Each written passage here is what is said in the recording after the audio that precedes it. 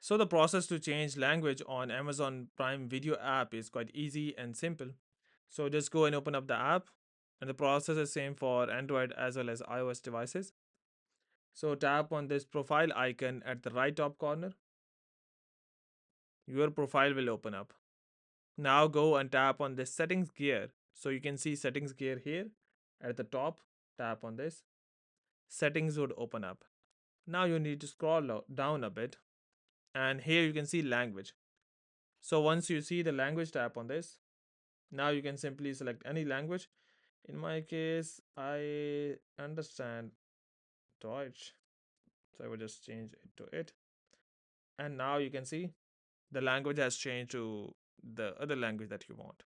So hope by doing so, you'll be able to change language on Amazon Prime Video app on Android as well as iPhone. But before you go, please like, subscribe, and share. Thank you.